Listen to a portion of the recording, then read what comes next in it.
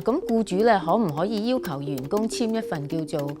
保密協議書，即係英文叫做 NDA， 就係叫做 Non-Disclosure Agreement， 係要求個員工咧就係要保持公司裏邊嘅一啲資料同埋秘密嘅咧。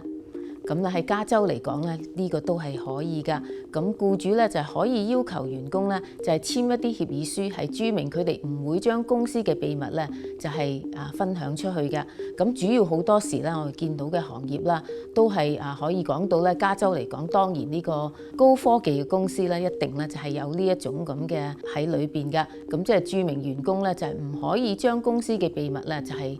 公開出去嘅。咁但係咧好多其他行業咧都係會有嘅喎。咁譬如咧，就算係呢一個 retail 啦，都可能有嘅，因為好多時佢哋唔想其他嘅同佢競爭嘅商家裏邊咧，就係知道佢哋嘅秘密。所謂秘密咧，可能就係佢營業額啊，或者佢運作啊，或者佢有啲秘方啊。咁呢啲咧，公司咧都係可以保持秘密嘅。